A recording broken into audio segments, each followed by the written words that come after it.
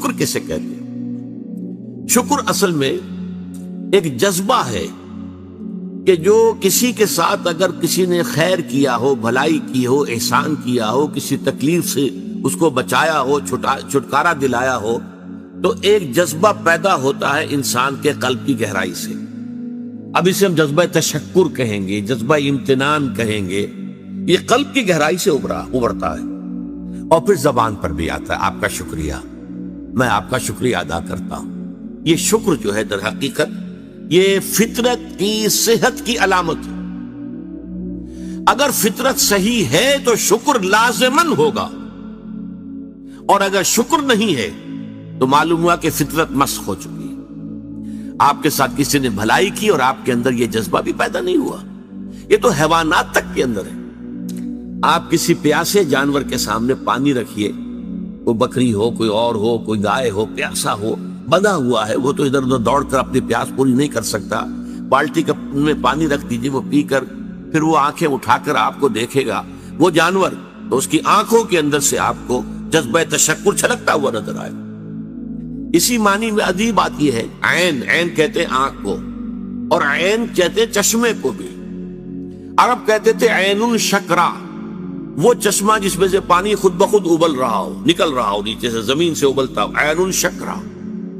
اور دابۃ الشکور کہتے تھے ایسے حیوان کو.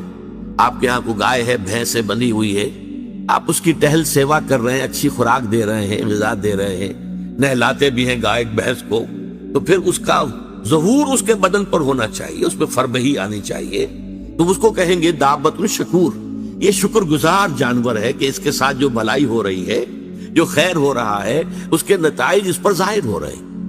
تو یہ فطرت کی در حقیقت صحت کی علامت. ایک پرانی کہانی آپ نے بھی بچپن میں پڑھی ہوگی کہ ایک غلام کہیں بھاگا ہوا تھا اور اسے راستے میں ایک جگہ اس نے دیکھا ایک شیر پڑا ہوا کراہ رہا ہے، اور اس کو شدید تکلیف سے اس کے پاؤں میں ایک کانٹا چبھا ہوا تھا. ظاہر بات ہے شیر نہیں نکال سکتا تھا اس کو.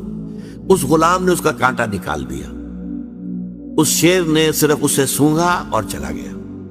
اس کے بعد وہ غلام پکڑا گیا، اور جیسے کہ ہوتا تھا رومن اور گریک دور میں کہ بھاگا ہوا غلام جب پکڑا جاتا تھا تو پھر شیروں سے پھڑواتے تھے اس کو. ان کے جو بڑے وہ ہوتے تھے، تو یہ اسٹیڈیمز بنے ہوئے ہوتے تھے، اس میں آ کر جو ہے اس غلام کو چھوڑ دیا، اور پھر بھوکا شیر جو ہے وہ پنجرے میں سے نکالا تاکہ وہ اس کو بھمبوڑے اور ختم کرے. تو اس نوجوان کو، اس غلام کو بھی پھینکا گیا. اس کے بعد جو شیر کا پنجرا کھولا تو شیر آیا، اس نے سونگا اور اس کو چھوڑ کر علیحدہ بیٹھ گیا. لوگ حیران ہوئے. معلوم ہے یہ وہی شیر تھا کہ جس کے پاؤں سے کانٹا نکالا تھا اس غلام نے، جبکہ وہ بھاگا پھر رہا تھا، چھپتا پھر رہا تھا جنگلوں میں. بہرحال یہ شے سمجھ لیجئے کہ شکر جو ہے در حقیقت یہ فطرت کی صحت کی علامت ہے. یہاں تک فرمایا حضور نے من لم یشکر الناس لا یشکر اللہ. یہ شکر ایسی شے ہے جو انسانوں کا شکر گزار نہیں ہے، وہ کبھی اللہ کا شکر گزار بھی نہیں ہو سکتا. فطرت مسخ ہو چکی ہے. کسی نے آپ کے ساتھ بھلائی کی اور آپ کے اندر سے وہ جذبہ تشکر ابھرا ہی نہیں. معلوم ہے فطرت کے سوتے خشک ہو چکے ہیں. وہ کنواں جس کے اندر لانے والے پانی کے سوتے خشک ہو چکے ہیں، پانی کہاں رہے گا اس میں؟ تو خالی کنواں ہے. تمہاری بھی فطرت جو ہے خالی ہو چکی ہے، اور تمہارے اندر وہ جو جذبہ تشکر موجود نہیں ہے، تو گویا کہ فطرت کے سوتے خشک ہو چکے. اب اصل بات کیا ہے اس فطرت کے بعد؟ اصل منعم کو پہچاننا. اب دیکھیے اس کو بھی ذرا غور سے سنیے میری بات کو. بچپن میں ہر بچہ یہ سمجھتا ہے کہ میرے حفاظت کرنے والے، میری ضروریات پوری کرنے والے، میری تکلیف پر تڑپ اٹھنے والے میرے والدین ہیں. اس سے آگے کا اسے بھی پتہ نہیں ہے، احساس نہیں ہے. لہذا جذبہ شکر جو ہے وہ والدین کی ذات کے ساتھ مرتکز ہو جاتا. اس سے ذرا آگے بڑھا، معلوم نہیں میرا کنبہ ہے، میرے چچا ہیں، میرے ماموں ہیں، میرے فلاں ہیں، میرے قبیلے کے لوگ ہیں، میری قوم ہے، میرا وطن ہے. یہ سب در حقیقت میرے محافظ بھی ہیں، میرے مددگار بھی ہیں، اور میری ضرورتیں پوری کرتے ہیں. یہ جذبہ تشکر اب پھیل رہا ہے والدین سے، اپنے خاندان، قبیلے، قوم. اس کے بعد محسوس ہوتا ہے یہ سائنس کی انتہا ہے کہ یہ سارے عناصر فطرت مجھے پال رہے ہیں. سورج کی حرارت نہ ہو تو فصلیں کیسے پکے؟ سورج کی حرارت نہ ہو تو یہ ہوا، یہ بادل کیسے اٹھے؟ وہ سمندروں سے بخارات. ہوائیں نہ چلے تو یہ کیسے جو ہے بادل یہاں تک آئے اور بارش برسے اور پھر میرے لیے گندم جو ہے وہ پیدا ہو. یہ تو کائنات پوری مجھے پال رہی ہے. اور اس میں سب سے بڑی شے جو ہے یہ سائنس کا یوں سمجھ لیجیے کمال ہے، سب سے بڑی شے سورج ہے. اس لیے کہ یہ بھی کہنا ہے کہ زمین سورج ہی سے ٹوٹا ہوا ایک ٹکڑا ہے، اسی سے سپلنٹر ایک علیحدہ ہوا اور اس کے گرد گھومنا شروع کر دیا. واللہ عالم، یہ علیحدہ بحث ہے، یہ کاسمولوجی کی بحث ہے. لیکن یہ ہے کہ بہرحال ہم جانتے ہیں یہ شکر کا جذبہ پھر آ کر مرتکز ہوتا ہے یہ تمام مظاہر فطرت کے اوپر. اب اس کے بعد صرف ایک چھلانگ لگانے کی ضرورت ہے، وہ چھلانگ جو حضرت ابراہیم نے لگائی تھی. سورہ انعام میں ذکر ہے، انہوں نے ایک تارے کو دیکھا تو کہا اچھا شاید یہ میرا رب ہے. جب وہ ڈوب گیا، غروب ہو گیا، تو نہیں میں تو غروب ہونے والے کو تو رب نہیں مان سکتا. پھر چاند کو دیکھا، وہ بڑا روشن تھا، بہت بڑا تھا، کیا یہ رب ہے؟ جب وہ بھی ڈوب گیا، کہا نہیں اگر میرے رب نے مجھے ہدایت نہ دی. پھر دیکھا سورج کو، ھذا اکبر، ھذا ربی، ھذا اکبر. فلما افلت، جب وہ بھی غروب ہو گیا تو پھر اس کے بعد جو چھلانگ لگائی انہوں نے کیا، انی وجہت وجہی للذی فطر السماوات والارض حنیفا. میں نے اب اپنا رخ کر لیا ہے، اپنا چہرہ کر لیا ہے رخ پر اس ذات کے جس نے آسمانوں اور زمین کو پیدا کیا ہے، جو سورج اور چاند اور ستاروں کا پیدا کرنے والا ہے. حنیفا، یکسو ہو کر. وما انا من المشرکین، اور میں ہرگز مشرکوں میں سے نہیں ہوں. یہ ہے عقل کی آخری چھلانگ. سورج بھی ایک نظام میں جکڑا ہوا ہے، کسی اور نے اس کا نظام بنایا ہے، اس کی حیثیت کچھ ہے ہی نہیں. اس پوری کائنات کی وسعت اور پہنائی میں یہ جو خورشید منور ہے یہ کیا ہے؟ یہ ایک ذرے کے مانند ہے. پوری کائنات کی ہے، billions and billions of galaxies, اور ہر گیلیکسیز میں billions and billions of stars. اندازہ تو کیجئے اس کی وسعت کا کوئی تصور ممکن ہے؟ انسان کو چکر آتا ہے. یہ تمام جو ہے اعداد و شمار جو یہ آتے ہیں ہمارے سامنے ایسٹرونومی میں، چکر آتا ہے. سورج کی کیا حیثیت؟ ہاں ایک ہستی ہے کہ جس نے ان سب کو جکڑا ہوا ہے، جس کے نظام میں ہے، جس کے قانون کے اندر یہ جکڑے ہوئے ہیں. بحسبان، یہ ایک حساب کے ساتھ چل رہے ہیں اور حساب کسی نے معین کیا ہوا ہے. یہ ہے در حقیقت عقل کا کام، یعنی فطرت کی سلامتی، جذبہ تشکر. شکر کس کا؟ سب سے بڑی بات اللہ کا شکر. ایک بات اور نوٹ کر لیجئے، یہی جذبہ تشکر ہے جو پھر عبادت کی شکل اختیار کرتا ہے. دیکھیے شکر، آپ کے ساتھ کسی نے بھلائی کی، آپ کی فطرت کا تقاضا نمبر ایک یہ کہ اس کا شکریہ ادا کریں. نمبر دو یہ کہ آپ بھی کوشش کریں کہ کوئی میں بھی اس کی خدمت کروں، کو میں اس کو بدلہ دوں. هل جزاء الاحسان الا الاحسان، بھلائی کا بدلہ سوائے بھلائی کے اور کیا ہو سکتا ہے؟ لیکن فرض کیجئے کہ وہ ہستی اتنی بلند و بالا ہو، والدین کی آپ کچھ نہ کچھ خدمت کر کے کچھ کسی درجے میں جو انہوں نے بچپن میں پالا پوسا تھا، کسی درجے میں آپ اس کا جواب، اس کا بدلہ دے سکتے ہیں. بڑھاپے میں یہ ہے کہ انہیں فلا تقل لہما اف ولا تنہرہما، انہیں اف تک نہ کہا جائے، انہیں جھڑکا نہ جائے، ان کی اطاعت کی جائے، ان کی فرما برداری کی جائے. ہاں ناحق بات میں ان کی بات نہیں ماننی ہے، شرک پہ مجبور کریں تو ان کو نہیں ماننا ان کے حکم کو، لیکن باقی یہ اور چیزوں کے اندر ماننا ہے. تو یہ سارا معاملہ یہ کسی نہ کسی درجے میں آپ نے اسے بدلہ دے دیا اور جو بھی ہے. لیکن جہاں کہیں ایسی ہستی کا شکر ہے کہ جسے آپ کو بدلہ دے نہیں سکتے، سورج کو کیا بدلہ دیں گے؟ وہاں یہی جذبہ تشکر جو ہے جذبہ عبادت میں ڈھل جاتا ہے. ہاتھ جوڑ کے کھڑے ہو گئے سورج کے سامنے، ڈنڈوت کر رہے ہیں، سجدہ کر رہے ہیں. یہ کیا ہے؟ کیوں ہے؟ یہ وہی جذبہ تشکر ہے. اس سورج ہی سے ہمارا سارا نظام چل رہا ہے، میرا پورا وجود یہ در حقیقت اسی کے ذریعے سے اس کی ساری ضرورتیں اور سارے تقاضے پورے ہو رہے ہیں. یہی جذبہ تشکر ہے جو جذبہ عبادت کی شکل اختیار کرتا ہے. اور جب جذبہ تشکر صحیح جگہ جا کر لگ گیا، یعنی جیسے کہ میں مثال بارہا دیتا رہا ہوں کہ اگر آپ کو کسی اونچی فصیل پر چڑھنا ہے اور آپ کے پاس جو ہے وہ ایک کمند ہے، تو پہلے کمند کو آپ پھینکیں گے اونچا.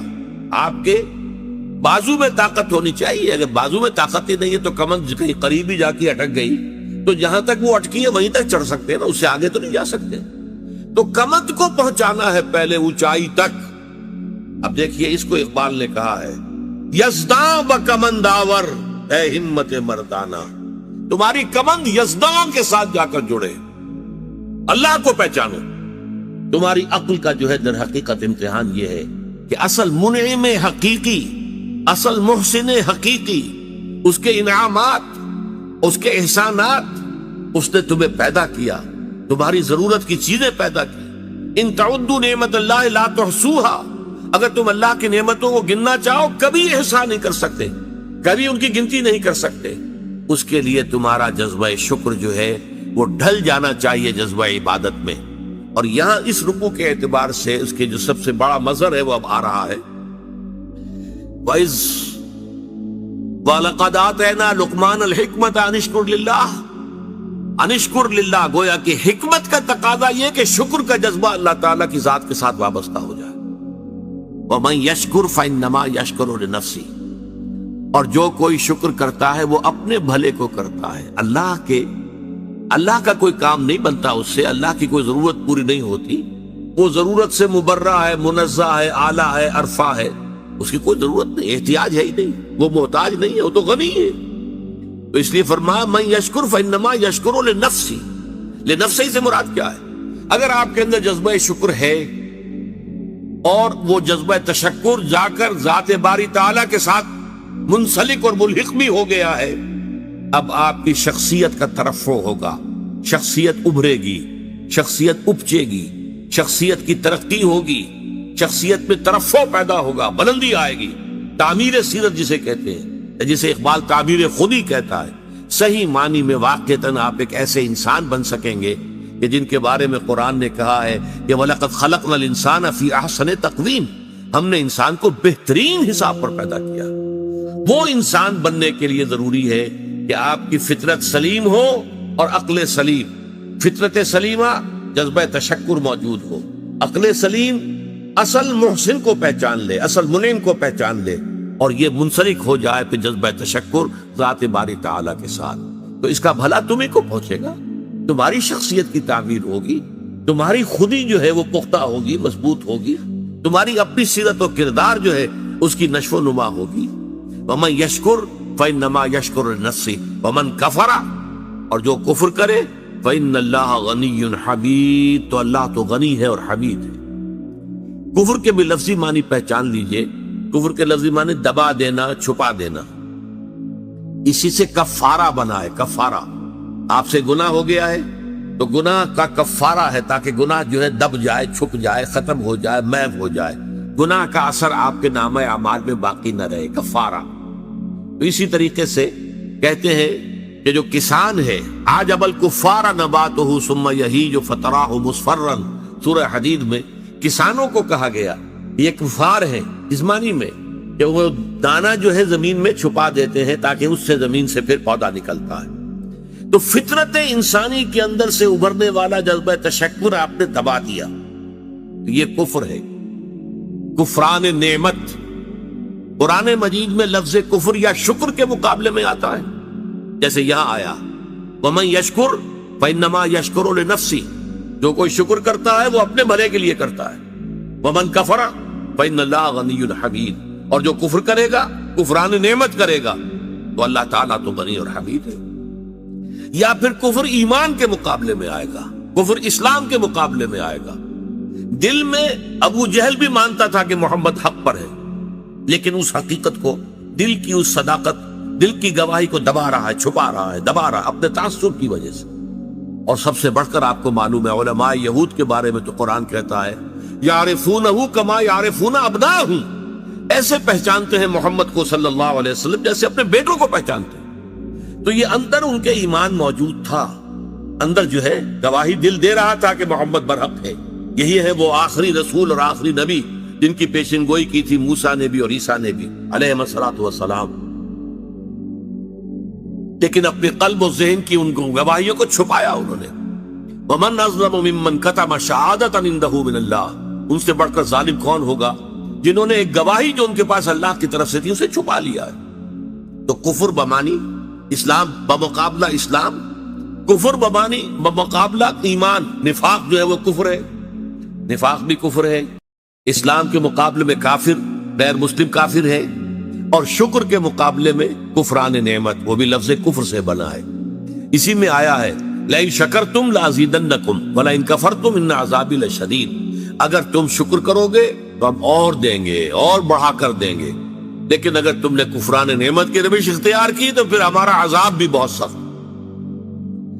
ومن کفر فإن اللہ غنی حمید، غنی جس کی کوئی احتیاج نہ ہو، بے نیاز، غنی عن العالمین، تمام جہانوں سے بے نیاز، حمید فعیل کے وزن پر، اور یہ حامد اور محمود دونوں سے ہو سکتا ہے۔ فعیل جو ہے صفت مشبہ، وہ اس میں فاعل اور اس میں مفعول دونوں سے ہو سکتی ہے، یہاں مفعول سے ہے، محمود سے حمید بنا ہے۔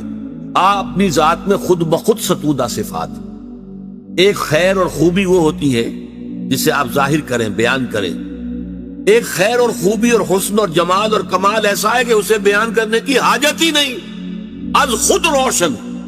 آفتاب آمد، دلیل آفتاب، جب سورج طلوع ہو گیا تو وہ اپنے وجود پر خود دلیل ہے، اسے کسی دلیل سے ثابت کرنے کی ضرورت نہیں ہے۔ تو حاجت مشاطہ نیست، صورت دل آرام را۔ بعض شکلیں اتنی خوبصورت ہوتی ہیں انہیں کسی میک اپ کی ضرورت ہی نہیں ہوتی، میک اپ سے ان کو آپ بگاڑ دیں گے۔ وہ جو فطری حسن ہوتا ہے وہ اتنا ہے کہ حاجت مشاطہ نیست، کسی بھی وہ میک اپ کرنے والے کی کوئی ضرورت ہی نہیں، اسے کسی بیوٹی پارلر میں جانے کی ضرورت ہی نہیں۔ صورت دل آرام را، جسے اللہ تعالیٰ نے صورت دل آرام دی ہوئی ہے، اسے کسی مشاطہ ان کو کہتے تھے، ان عورتوں کو جو بال بناتی تھیں اور اس کو سنوارتی تھیں اور ان کے اندر کو موتی پروتی تھیں عورتوں کے بناؤ سنگار کے لیے۔ تو اگر کوئی عورت خود حسین ہے تو اسے کسی مشاطہ کی ضرورت نہیں۔ تو اللہ تعالیٰ اتنا حسین ہے، اس کا جلال و کمال اتنا از خود ہویدہ ہے کہ اسے کسی کے حمد کی حاجت نہیں۔ یہ تو پہلی آیت ہوئی اس رکوع کی۔ اب چلیے حضرت لقمان کی نصیحت کیا تھی۔ وَإِذْ قَالَ لُقْمَانُ لِابْنِهِ وَهُوَ يَعِظُهُ يَا بُنَيَّ لَا تُشْرِكْ بِاللَّهِ إِنَّ الشِّرْكَ لَظُلْمٌ عَظِيمٌ۔ اور یاد رکھو یاد کرو جبکہ کہا تھا لقمان نے اپنے بیٹے سے یا بنیا۔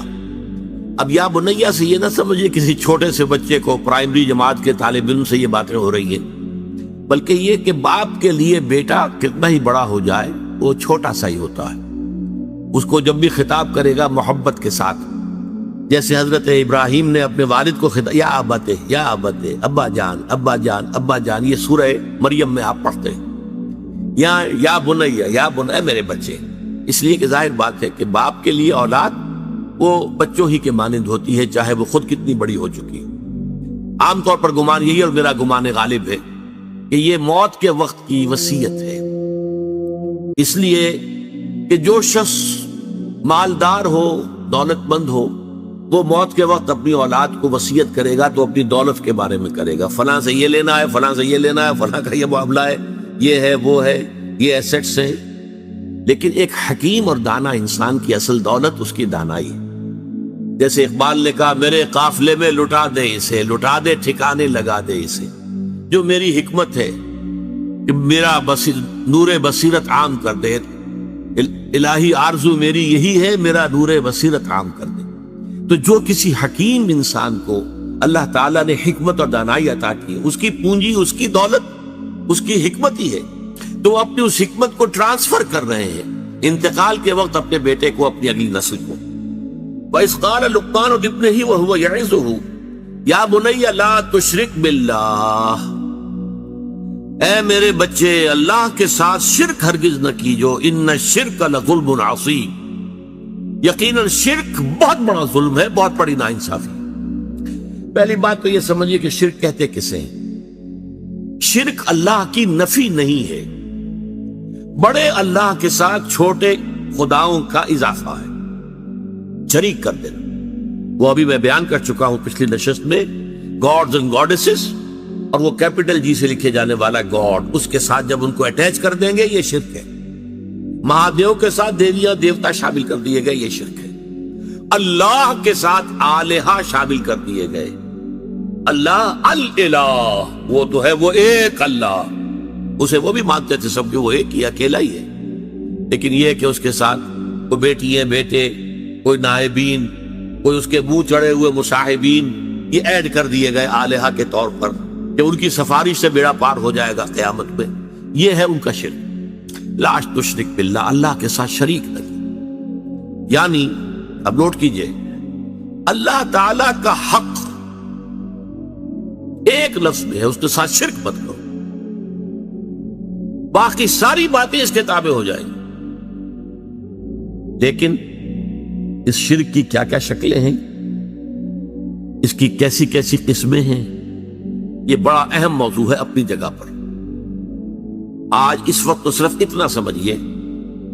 اور ظلم کے حوالے سے، ظلم عربی میں کہتے ہیں وضع الشیء فی غیر محلہ، کسی شے کو اس کے اصل مقام سے ہٹا کر کہیں اور رکھ دینا، یہ ظلم ہے، ناانصافی ہے. شرک میں کیا ہوتا ہے؟ دو طرفہ ظلم ہوتا ہے، یا خالق اور مخلوق.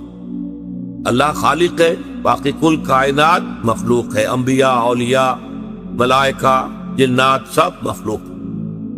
یا تو مخلوق میں سے کسی کو اٹھایا اور خالق کے ساتھ بٹھا دیا، یا خالق کو گرایا اور کسی اعتبار سے مخلوق میں سے کسی کے مشابہ کر دیا. یہ دونوں شکلیں ہیں شرک کی، اور دونوں بدترین ناانصافی. خالق کو گرا کر مخلوق کے صف میں لے آنا، یا مخلوق میں سے کسی کو اٹھا کر خالق کے ہم پلہ بنا دینا. ضد، ند، مثال، مثیل اگر اس کے برابر کر دیا جائے، لا ضد لہ ولا ند لہ ولا مثل لہ ولا مثال لہ ولا مثیل لہ. قل هو اللہ احد اللہ الصمد لم یلد ولم یولد ولم یکن لہ کفوا احد. اس ہستی کے ساتھ کسی درجے میں مخلوق میں سے کسی کو کسی پہلو سے، ہم جہت نہیں، کسی پہلو سے بھی ہم پلہ بنا دینا اللہ کا، یہ شرک ہوگا.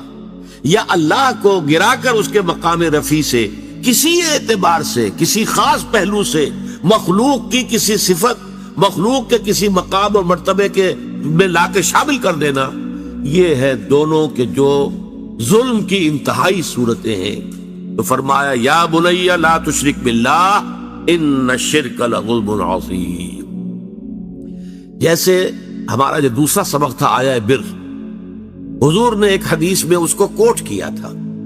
میں نے آپ کو بتایا تھا کہ اس میں وَآتَ الْمَالَ عَلَىٰ حُبِّهِ ذَوِي الْقُرْبَىٰ وَالْيَتَامَىٰ وَالْمَسَاكِينَ وَابْنَ السَّبِيلِ وَالسَّائِلِينَ وَفِي الرِّقَابِ. اس کے بعد پھر مستقل آیا وَآتَ الزَّكَاةَ، زکوٰۃ علیحدہ ہے، وہ علیحدہ ہے. اور حضور نے دلیل دی ان فی المال لحقا سوى الزکاة. لوگوں یہ نہ سمجھنا کہ مال میں بس زکوٰۃ دے دی تو سارا حق جو ہے ادا ہو گیا، نہیں، زکوٰۃ کے سوا بھی ہے. اور یہاں یہ آیت پڑھی وَآتَ الْمَالَ عَلَىٰ حُبِّهِ ذَوِي الْقُرْبَىٰ وَالْيَتَامَىٰ وَالْمَسَاكِينَ وَابْنَ السَّبِيلِ وَالسَّائِلِينَ وَفِي الرِّقَابِ وَأَقَامَ الصَّلَاةَ وَآتَى الزَّكَاةَ. آتا زکوٰۃ تو علیحدہ ہے. اسی طرح اس آیت کو بھی حضور نے کوٹ کیا. سورہ انعام میں ایک آیت نازل ہوئی اَيُّ الْفَرِيقَيْنِ أَحَقُّ بِالْأَمْنِ إِن كُنتُمْ تَعْلَمُونَ. لوگوں سوچو، مشرک اور موحد، ایک خدا کو ماننے والے اور ایک خدا کے ساتھ چھوٹے خداؤں کو ماننے والے، ان دونوں میں سے امن کا زیادہ مستحق کون ہے؟ پھر خود ہی جواب دیا اَيُّ الْفَرِيقَيْنِ أَحَقُّ بِالْأَمْنِ إِن كُنتُمْ تَعْلَمُونَ الَّذِينَ آمَنُوا وَلَمْ يَلْبِسُوا إِيمَانَهُمْ بِظُلْمٍ أُولَٰئِكَ لَهُمُ الْأَمْنُ وَهُمْ مُهْتَدُونَ. وہ لوگ کہ جو ایمان لائے اور انہوں نے اپنے ایمان میں کسی ظلم کی آمیزش شامل نہیں ہونے دی، وہ ہیں جن کے لیے امن ہے اور وہی ہوں گے ہدایت یافتہ.